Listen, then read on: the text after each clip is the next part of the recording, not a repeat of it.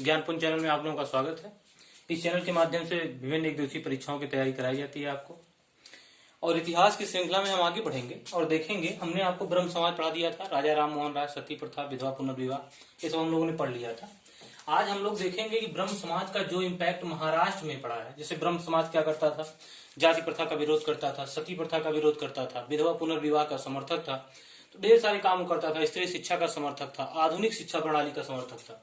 वैसे सेम प्रार्थना समाज जो है महाराष्ट्र में करता था। महाराष्ट्र में यह भी जो है निम्न जातियों के उत्थान की बात हो, या स्त्रियों की शिक्षा की बात हो, या लड़के और लड़कियों की जो विवाह की उम्र न्यूनतम हुआ करती थी उसको ऊपर उठाने की बात हो, यानी ज्यादा करने की बात हो, उन सब क्षेत्र में कार्य कर रहा था, जैसे प्रार्थना समाज कार्य कर रहा था। तो आप ऐसे ही समझे कि प्रार्थना समाज की एक शाखा थी जो आपको मिलेगी महाराष्ट्र में, मुंबई में।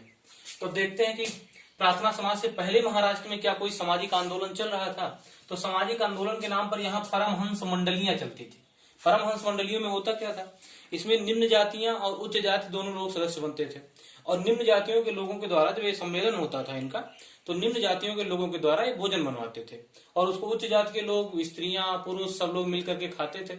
यानी इसके माध्यम से एक जातिगत जो भेदभाव था, जो समाज में अस्पृश्यता थी और छुआछूत का भय था, उसको दूर करने का प्रयास किया जाता था। तो परमहंस मंडलियों की शुरुआत अगर महाराष्ट्र में देखें तो 1849 के आसपास शुरू हुआ, और 1849 से होकर के परमहंस मंडलियां जो थी गुप्त रूप से चलती रहती थी, अलग अलग जगहों पर चलती रहती थी, क्योंकि उस समय समाज दूसरे टाइप का था। तो धीरे धीरे इसकी शाखाएं बढ़ने लगी और ये लोकप्रिय होने लगा। सन 1860 के आसपास जाकर के मंडलियां धीरे धीरे भंग हो गई, और ये मंडलियों के भंग होने के बाद जो ब्रह्म समाज से जुड़े हुए एक व्यक्ति थे, आपको याद होगा कि ब्रह्म समाज राजा राम मोहन राय ने स्थापित किया था, और उन्हीं के एक दोस्त ने ब्रह्म समाज का विरोध करने के लिए धर्म सभा बना ली थी। आगे मैं पढ़ा दूंगा, राधाकांत देव धर्म सभा बनाए थे। तो राजा राम मोहन राय ने ब्रह्म समाज की स्थापना की थी, और राजा राम मोहन राय के सहयोगी, यानी कि जो बाद में उनसे जुड़े देवेंद्रनाथ टैगोर, रविन्द्रनाथ टैगोर के पिताजी, और उनके एक और सहयोगी केशव चंद्र सेन, ये दोनों लोग साथ में थे। फिर ब्रह्म समाज में बंटवारा हो गया था, आदि ब्रह्म समाज, साधारण भारतीय ब्रह्म समाज, फिर भारतीय ब्रह्म समाज से साधारण ब्रह्म समाज। तो वही केशव चंद्र सेन जो थे ब्रह्म समाज वाले, उन्होंने यात्रा की महाराष्ट्र की, और एक व्यक्ति थे जिनका नाम था डॉक्टर आत्माराम पांडुरंग। उनको प्रेरित किया कि ब्रह्म समाज जैसी एक शाखा यहाँ बनाई जाए, और उसका नाम आप अपने हिसाब से रख लें, और महाराष्ट्र में जो है समाज के उत्थान के लिए, समाज में जागृति के लिए, समाज में नए विचारों के उद्भव के लिए आप प्रयास करें। तो केशव चंद्र सेन की यात्रा के पश्चात, यानी केशव चंद्र सेन से प्रेरित होकर के डॉक्टर आत्माराम पांडुरंग ने बंबई में 1867 में प्रार्थना समाज की स्थापना की। प्रार्थना समाज के कार्य क्या थे, प्रार्थना समाज कर क्या रहा था? तो प्रार्थना समाज का भी वही कार्य था जो ब्रह्म समाज का कार्य था। अभी देखेंगे क्या। वैसे आप और देख लें कि प्रार्थना समाज से जुड़े हुए और कौन कौन से महान व्यक्तित्व के लोग थे। तो एक व्यक्ति तो इनका महादेव गोविंद रानाडे। महादेव गोविंद रानाडे जो है ये महाराष्ट्रियन ब्राह्मण थे और पेशे से जज थे। गोपाल कृष्ण गोखले आप जानते हैं कि महात्मा गांधी के राजनीतिक गुरु माने जाते हैं। उसी प्रकार से गोपाल कृष्ण गोखले के अगर गुरु पूछेंगे तो महादेव गोविंद रानाडे, यम जी रानाडे। तो यम जी रानाडे से ये प्रार्थना समाज से ही जुड़े हुए थे। आर जी भंडारकर ये भी प्रार्थना समाज से ही जुड़े हुए व्यक्ति हैं। एन जी चंद्रावरकर ये भी प्रार्थना समाज से जुड़े हुए व्यक्ति हैं। तो आप देखें कभी एग्जाम में मान लीजिए कि आ जाए कि प्रार्थना समाज से निम्न में से कौन से नहीं जुड़े थे या कौन कौन जुड़े थे, ऐसे कूट बना करके एग्जाम में प्रश्न पूछा जा सकता है। ये छोटी सी डीप प्रश्न है थोड़ा सा। हाँ, तो देखिए प्रार्थना समाज के मुख्य कार्य क्या थे। तो प्रार्थना समाज अभी हमने आपको बताया कि ये भी सेम उसी प्रकार के कुछ कार्य करता था, जैसे निम्न जातियों के उत्थान की बात हो, निम्न जातियों के उत्थान की बात हो, जातियों के उत्थान कार्यक्रम। दूसरा देखें स्त्री शिक्षा, स्त्री शिक्षा यानी स्त्रियों को शिक्षित करने का बात हो। अगला देखें ये जो है बाल विवाह के विरोधी, बाल विवाह का विरोध, यानी लड़के और लड़कियों की उम्र अधिक हो जाए तो बाल विवाह का विरोध करते थे। और अगर देखें तो आधुनिक शिक्षा का समर्थन, यानी कुछ अंग्रेजी शिक्षा हो जाए या वैज्ञानिक शिक्षा हो जाए तो उसका समर्थन, आधुनिक शिक्षा का समर्थक। तो ये सब प्रार्थना समाज के मुख्य कार्य थे। तो प्रार्थना समाज बिल्कुल ब्रह्म समाज की एक शाखा, उसी प्रकार के काम इसके भी थे। बस आप यूं मान लीजिए कि ब्रह्म समाज कलकत्ता में था, वैसा ही एक ब्रह्म समाज जो है महाराष्ट्र में स्थापित हो रहा है। तो प्रार्थना समाज के बाद देखेंगे एंग बंगाल आंदोलन। एंग बंगाल आंदोलन जो है ये मान लीजिए कुछ आधुनिकता का प्रचार करने हेतु एक व्यक्ति हैं जिनका नाम है हेनरी विवेयन डेरेजियो, ठीक है, इनके द्वारा शुरू किया जा रहा है। हो क्या रहा है इसमें, एक कॉलेज था हिंदू कॉलेज, जिसकी स्थापना में राजा राम मोहन राय का भी समर्थन था, और बाद में हिंदू कॉलेज से राधाकांत देव ने राजा राम मोहन राय को अलग कर दिया, क्योंकि उन्होंने सती प्रथा का विरोध कर दिया। तो ढेर सारे लोगों ने उनको अलग कर दिया, और बाद में हिंदू कॉलेज के एक प्रधानाध्यापक बने जो आंग्ल भारतीय थे। आंग्ल भारतीय कौन होते हैं, यानी कि जिनके पिताजी जो है अंग्रेज हों और माता जो हो भारतीय हों। तो ऐसे ही एक व्यक्ति थे जिनका नाम था हेनरी विवियन डेरेजियो। तो ये जो थे आंग्ल भारतीय थे और इनको हिंदू कॉलेज का प्रधानाध्यापक बनाया गया, और प्रधानाध्यापक के रूप में कुल 5 सालों तक यहाँ पर कार्य कर रहे हैं। तो इन 5 सालों के बीच में अपने छात्रों को राजा राम मोहन राय के विचारों को बताते थे, लेकिन उससे भी कुछ अतिवादी रूप में। यानी राजा राम मोहन राय अगर थोड़े से नरम स्वभाव के थे, तो थोड़े से उग्र स्वभाव के थे, जिसको एक उग्र बंगाल आंदोलन के रूप में कहा जा सकता है। आप देख रहे हैं यहाँ पर अतिवादी दृष्टिकोण यहाँ पर दिखाई दे रहा है। तो यंग बंगाल आंदोलन, यह जो हेनरी थे ये फ्रांसीसी क्रांति से प्रेरित थे। फ्रांसीसी क्रांति हो चुकी थी और उससे काफी प्रेरित थे। तो भारत में भी वही सिखाते थे कि कैसे जो है हम ब्रिटिशर्स को नहीं मानेंगे, या फिर अगर बात करें तो सती प्रथा का विरोध करना हुआ, या जो हिंदू समाज में फैली हुई बुराइयां थी, पर्दा प्रथा, स्त्रियों को शिक्षा न देना, तो उसका तीव्र विरोध करते थे। इन्होंने अपने में देखिए कुछ संगठनों की स्थापना की है, जैसे आप देख रहे हैं एंग्लो इंडियन हिंदू एसोसिएशन, बंग हित सभा, डिबेटिंग क्लब, जहां पर संवाद होते थे, यानी क्या क्या होना चाहिए क्या नहीं होना चाहिए, ढेर सारे लोग बैठ करके उस पर डिस्कस करते थे। बाद में इनको इनके इन विचारों के कारण इनको 31 में यानी 1831 में हिंदू कॉलेज से निकाल दिया गया, प्रधानाध्यापक के पद से रिटायर कर दिया गया। इनके रिटायर होने के बाद इन्होंने एक पत्रिका निकाली। इस पत्रिका को याद रखिएगा, ईस्ट इंडिया पत्रिका का नाम है। ये दैनिक समाचार पत्र था, यानी रोज छपता था ये। तो दैनिक समाचार पत्र बंगाल से निकल रहा है, हेनरी निकाल रहे हैं इसको। अब एंग आंदोलन जो था, एंग बंगाल आंदोलन जो था, वो बंगाल में थोड़ा सा प्रभावी हुआ, लेकिन बहुत ज्यादा प्रभावी नहीं हो पाया, क्योंकि डेरेजियो जब तक थे तब तक छात्रों को प्रोत्साहित करते थे। जो नए नए छात्र आते थे वो इनके विचारों से प्रभावित थे, राजा राम मोहन राय के विचारों से प्रभावित होते थे। लेकिन जैसे ही इनको निकाल दिया गया, हिंदू कॉलेज फिर अपने पुरातन समय में चला गया और इनके विचार वहीं तक रह गए। तो कुछ छात्र ही इससे प्रोत्साहित हो पाए और बाकी इनका पत्रिका निकलता था। लेकिन फिर भी एंग बंगाल आंदोलन को एक बंगाल के व्यक्ति हैं जिनका नाम है सुरेंद्र नाथ बनर्जी। सुरेंद्र नाथ बनर्जी ने एंग बंगाल आंदोलन को बंगाल में आधुनिक सभ्यता का जनक कहा है। इसको ध्यान में रखिएगा, एग्जाम में एक लाइन का स्टेटमेंट दे देगा कि यंग बंगाल आंदोलन को बंगाल में आधुनिक सभ्यता का जनक किसने कहा है, तो सुरेंद्र नाथ बनर्जी ने कहा है। तो यह था यंग बंगाल आंदोलन। तो महाराष्ट्र में अगले आंदोलन के विषय में देखते हैं, अगले समाज के विषय में देखते हैं, जिसका नाम था सत्यशोधक समाज। सत्यशोधक समाज जो था वो निम्न जातियों का आंदोलन था। इस निम्न जातियों के आंदोलन को जो प्रेरित करने वाले व्यक्ति थे उनका नाम था ज्योतिबा फुले। माली परिवार में पैदा हुए थे, हाई स्कूल तक इन्होंने शिक्षा ली थी। बाद में इन्होंने ब्राह्मणों का जो वर्चस्व था धर्म पर, या निम्न जातियों को मंदिरों में प्रवेश नहीं दिया जाता था, उनको अस्पृश्यता की नजर से देखा जाता था, छुआछूत होता था, तो उसके लिए इन्होंने आंदोलन खड़ा किया और एक समाज बनाया, सत्यशोधक समाज। पूना में इन्होंने एक बालिका विद्यालय खोला। पूना में बालिका विद्यालय खोला इन्होंने, बालिका विद्यालय। और इनकी जो पत्नी थी ये किसी भी स्कूल में पढ़ाने वाली पहली महिला अध्यापिका थी, सावित्रीबाई फुले। सावित्रीबाई फुले इस देश की पहली महिला अध्यापिका है। ये पूना के बालिका विद्यालय में पढ़ाती थी। कहा जाता है कि अपने घर से निकलती थी 4-5 साड़ी लेके निकलती थी, क्योंकि वहां पर रास्ते में जो था वो बीच बीच में जो है लोग उनको पत्थर से मार के, कीचड़ से मार के उनकी साड़ी गंदी कर देते थे, और विद्यालय जाकर के फिर से साड़ी बदल कर अपने छात्राओं को पढ़ाती थी। पहला विरोध क्यों था? पहला विरोध तो यह था कि ये स्त्रियों को शिक्षा दे रहे थे। एक विरोध का कारण तो यह था, इसलिए इनका विरोध होता था। दूसरा कारण क्या? निम्न वर्ग के लोग शिक्षा प्राप्त कर रहे थे। तो ये 2 विरोध के मुख्य कारण थे, और इन्होंने यानी ज्योतिबा फुले ने दोनों से पंगा लिया। तो माली परिवार में पैदा हुए ज्योतिबा फुले एक सत्यशोधक समाज बना रहे हैं, जो निम्न जातियों का आंदोलन है एक हिसाब से, और यह ब्राह्मण वर्चस्व को चुनौती दे रहा है। जैसे ब्राह्मण लोग होते थे वो राजा राम की प्रतीक चिन्ह मानते थे, धर्म का प्रतीक है जय राम, जय श्री राम, ठीक है। वैसे ज्योतिबा फुले ने क्या किया कि अपने धर्म के प्रतीक के रूप में इन्होंने राजा बाली को माना। इन्होंने कहा कि राजा बाली जो है वो हमारे धर्म का प्रतीक है, जैसे उधर वो जो है राम रहेंगे वैसे हमारी तरफ राजा बाली रहेंगे। तो यह ज्योतिबा फुले का जो है सिस्टम रहा। इन्होंने कहा कि दलित उत्थान के लिए हम कार्य कर रहे हैं, स्त्री शिक्षा के लिए कर रहे हैं, सामाजिक सेवा का कार्य कर रहे हैं। यानी सत्यशोधक समाज के मुख्य रूप से दो कार्य थे।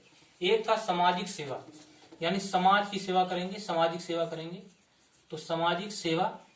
दूसरा स्त्री को और निम्न वर्ग को शिक्षा। ये दो जो है दो कार्य सत्यशोधक समाज के रहे, सामाजिक सेवा रहा और स्त्री व निम्न वर्ग को शिक्षा। और इनकी जो पत्नी है सावित्रीबाई फुले, उनको इन्होंने पहले पढ़ाया और बाद में इनको महिला अध्यापिका बनाया, तो देश की प्रथम महिला अध्यापिका है। इन्होंने एक पुस्तक लिखी है ज्योतिबा फुले ने, पुस्तक का नाम था गुलामगिरी। इसमें भी लिखा हुआ है कि गुलामी के विरुद्ध हम आवाज उठा रहे हैं, यानी गुलामी का विरोध कर रहे हैं। जो दलित वर्ग वर्षों से गुलामी करता चला आ रहा है, उसका हम विरोध करते हैं। तो यह थे ज्योतिबा फुले, जो महाराष्ट्र में निम्न वर्ग का आंदोलन खड़ा कर रहे हैं। सत्यशोधक समाज आप याद रखिएगा। कब स्थापना हुई है इसकी? देखिए 1873 में स्थापना हुई है। गुलामगिरी नाम की पुस्तक किसने लिखी है? ज्योतिबा फुले। तो ये दो चीजें आपके दिमाग में रहे। और इनकी पत्नी पहली महिला अध्यापिका, पूना में बालिका विद्यालय बनाया है। राजा बाली को अपना जो है प्रतीक बना रहे हैं, माली परिवार में पैदा हुए हैं, महाराष्ट्रियन है। तो ये ढेर सारी बातें जो है सत्यशोधक समाज के विषय में ध्यान रखें। तो अगला देखते हैं, एक सोसाइटी है भारत सेवक समाज, the servant society of India. तो सर्वेंट सोसाइटी ऑफ इंडिया जो है एक कांग्रेस के एक उदारवादी नेता के द्वारा स्थापित किया गया, जिनका नाम था गोपाल कृष्ण गोखले। गोपाल कृष्ण गोखले एक उदारवादी नेता थे। उदारवादी नेता जैसे कांग्रेस में कुछ उदारवादी थे, कुछ गर्मपंथी थे। उदारवादियों में अगर आप देखें तो गोपाल कृष्ण गोखले हो गए, दादा भाई नौरोजी हो गए, फिरोज शाह मेहता हो गए, रास बिहारी बोस हो गए, ये सब उदारवादी नेता थे। तो गोपाल कृष्ण गोखले एक उदारवादी नेता थे। इन्होंने भारत सेवक समाज नाम का जो है एक सोसाइटी बनाया था। जो राष्ट्रवादी, जो राष्ट्रीय मिशनरी होते थे, उनके अंदर राष्ट्रीय जागृति को पैदा करने के उद्देश्य से इसको बनाया गया था। 1905 में इस सोसाइटी की स्थापना हुई थी। एग्जाम में कई बार पूछा गया कि भारत सेवक समाज की स्थापना किसने और कब की? तो याद रखिएगा कब हुई है इसकी स्थापना? 1905 में। और किसने की है? गोपाल कृष्ण गोखले ने। गोपाल कृष्ण गोखले एक महाराष्ट्रीयन ब्राह्मण थे, एक अर्थशास्त्र के प्रोफेसर थे और विधान परिषद में चुने जाने वाले भारतीय थे। विधान परिषद में चुने गए थे भारत में। अगला देखें, इस सर्वेंट सोसाइटी ऑफ इंडिया का उद्देश्य क्या होता था? जो राष्ट्रीय मिशनरी होते थे, यानी कि राष्ट्रवाद को बढ़ावा देने वाले होते थे, उनको और ज्यादा उत्साहित करने के लिए, देश की जनता तक उनके विचारों को पहुंचाने के लिए, यानी राष्ट्रवाद के प्रसार का काम करता था। फिर भी नरम पंथ रूप से, क्योंकि खुद ही नरमपंथी थे, उदारवादी थे। गोपाल कृष्ण गोखले की मृत्यु हो गई सन 1915 में। इनकी मृत्यु के बाद सर्वेंट सोसाइटी ऑफ इंडिया की अध्यक्षता श्रीनिवास शास्त्री के द्वारा की गई। अच्छा, एक बात और एग्जाम के लिए ध्यान में रखिएगा। बाद में कांग्रेस के जो उग्रवादी नेता थे, जैसे कांग्रेस के उग्रवादियों में लाल बाल पाल का नाम आता है, जैसे बाल गंगाधर तिलक, बिपिन चंद्र पाल और अरविंदो घोष और लाला लाजपत राय, एनी बेसेंट, तो ये सब थोड़ा सा उग्रवादी टाइप के लोग थे। तो उग्रवादियों में लोकमान्य बाल गंगाधर तिलक और एनी बेसेंट, इन दोनों लोगों ने होम रूल लीग बनाया था। ये होम रूल लीग जो था वो आयरलैंड के आंदोलन से प्रेरित था। तो होम रूल लीग की जब स्थापना हुई, इसको तिलक जी ने भी किया, एनी बेसेंट ने भी किया। तो इन लोगों के होम रूल लीग में जो थोड़ा उग्रवाद को समर्थन करने वाला था, उसमें सर्वेंट सोसाइटी ऑफ इंडिया यानी भारत सेवक समाज के जो सदस्य होते थे, उनको भाग नहीं लेने दिया जाता था। उनके भाग लेने पर रोक लगाई गई थी। तो इसको भी थोड़ा सा ध्यान में रखिएगा, एग्जाम में ऐसा प्रश्न बन चुका है। तो ये सर्वेंट सोसाइटी ऑफ इंडिया हो गई, ये हो गई, गोपाल कृष्ण गोखले के द्वारा शुरू किया गया है। अगला देख लें, एक नाम पूछा जाता है, गोपाल हरि देशमुख नाम के एक समाज सुधारक है, महाराष्ट्रीयन है। भी देशमुख से पता चल रहा होगा महाराष्ट्रीयन है। इनकी एक उपाधि थी लोक हितवादी। एग्जाम में डायरेक्ट प्रश्न पूछा गया है कि लोक हितवादी किसकी उपाधि थी? गोपाल हरि देशमुख। इनका एक स्टेटमेंट ध्यान रखिएगा। इनके स्टेटमेंट इनका है कि यदि कोई धर्म सुधार की अनुमति नहीं देता है, यानी धर्म जो है नहीं कहता कि हमारे अंदर सुधार किया जाए, तो ऐसे धर्म को परिवर्तित कर देना चाहिए, यानी ऐसे धर्म को छोड़ देना चाहिए। यानी धर्म में जब तक सुधार की गुंजाइश हो तब तक धर्म का पालन करने लायक है। अगर धर्म में सुधार की गुंजाइश नहीं दिखाई दे रही है तो धर्म का परिवर्तन करना ही एक अच्छा उपाय हो सकता है। तो एक गोपाल हरि देशमुख है, इनका स्टेटमेंट आप ध्यान में रखिएगा, कभी भी एग्जाम में दे देगा और आपसे पूछ लेगा कि ये स्टेटमेंट किसका है। तो इन दोनों को ध्यान में रखें। संगठन देखते हैं, social service league. Social service league की स्थापना 1911 में बंबई में नारायण मल्हार जोशी के द्वारा हुआ था। ये सोशल सर्विस लीग करता क्या था? ये ऐसे इनके जो कार्यकर्ता होते थे सोशल सर्विस लीग के, वो ऐसे लोगों को ढूंढते थे जो न्यायालय में अपना जो है पक्ष नहीं रख पाते थे, यानी न्यायालय में उनके एजेंट के रूप में इस सोशल सर्विस लीग के लोग कार्य करते थे। यह सर्विस लीग जो है पुस्तकालय की स्थापना करवाता था, विद्यालयों की स्थापना करवाता था, छोटे छोटे डिबेटिंग क्लब बनाता था, पुस्तकालय, वाचनालय, इन लोगों की स्थापना, इन चीजों की स्थापना करवाता था। और इसके एजेंट लोगों के न्यायिक कार्यकर्ता के रूप में कार्य करते थे, यानी अगर उनको न्यायालय में कोई मिल नहीं रहा है उनका पक्ष रखने के लिए, कोई वकील नहीं मिल रहा है, तो इसके कार्यकर्ता उनका पक्ष रखने का कार्य करते थे। तो इसको याद रखिएगा, social service league 1911, Narayan Malhar Joshi. 1920 में ही नारायण मल्हार जोशी जो है वो अखिल भारतीय ट्रेड यूनियन कांग्रेस की स्थापना कर रहे हैं। मोस्ट इंपॉर्टेंट चीज है, इसको ध्यान में रखिए, कई बार एग्जाम में पूछा गया कि अखिल भारतीय ट्रेड यूनियन कांग्रेस की स्थापना जो है कब किया गया, 1920 में किया गया, और किसके द्वारा, नारायण मल्हार जोशी के द्वारा किया गया। तो social service league, Akhil Bharatiya trade union Congress, ये दोनों नारायण मल्हार जोशी के हैं। अगला देखें, एक समाज और देख लेते हैं, देव समाज। देव समाज जो था यह लाहौर में स्थापित हुआ था शिव नारायण अग्निहोत्री के द्वारा। शिव नारायण अग्निहोत्री जो थे वो ब्रह्म समाज के पहले अनुयायी थे, मतलब पूर्व में ब्रह्म समाज के अनुयायी थे। बाद में इन्होंने अपने लिए अपने अनुयायियों की एक सभा बना ली, देव समाज। और देव समाज जो है 1887 में, यानी कांग्रेस की स्थापना के 2 साल बाद, ऐसे दिमाग में रखें। देखिए, हिस्ट्री में डेट याद रखना थोड़ा कठिन काम होता है, इसलिए आप क्या करें कि एक घटना को ले लें, दूसरी घटना को उसके साथ जोड़ करके याद रखें। जब तक घटनाओं को जोड़ जोड़ करके आप याद नहीं रखेंगे तब तक आपके दिमाग में नहीं रहेगा। तो इस घटना को जोड़ना हो तो आप जैसे ध्यान में रख लीजिएगा कि प्रार्थना समाज के 20 साल बाद देव समाज बना, जैसे प्रार्थना समाज 1867, देव समाज 1887, ऐसे, या फिर कांग्रेस के 2 साल बाद। तो देव समाज की स्थापना शिव नारायण अग्निहोत्री कर रहे हैं। इन्होंने बाद में देव शास्त्र नाम की एक पुस्तक की रचना कर दी, देव शास्त्र नाम की पुस्तक लिखी इन्होंने, और बाद में इन्होंने अपने पुत्र देवानंद को अपना उत्तराधिकारी बना दिया। और उसके बाद इस आंदोलन की लोकप्रियता धीरे धीरे कम होने लगी। एक और आंदोलन ध्यान में रखिएगा, राधा स्वामी सत्संग। ये जो है सत्संग पर भरोसा करते थे, राधा की भक्ति पर भरोसा करते थे। एक व्यक्ति थे जिनका नाम था शिव दयाल खत्री, बाद में वो महाजन थे, बैंकर थे। तो बाद में जो है उनका नाम तुलसीदास के नाम से प्रसिद्ध हुए, और तुलसीदास के द्वारा इसकी स्थापना हुई 1861 में दयाल बाग, आगरा में। आगरा में है दयाल बाग। अगर ऐसे ही उत्तर प्रदेश स्पेशल में आपसे पूछ ले कि दयाल बाग कहाँ पर है, तो आगरा में है। 1861 में दयाल बाग में, आगरा में, राधा स्वामी सत्संग की स्थापना इन्होंने, तुलसीदास ने की थी। एक और ध्यान में रखिएगा, एग्जाम में पूछ लेता है, तत्वबोधनी सभा। तत्वबोधनी सभा, तत्वबोधनी सभा।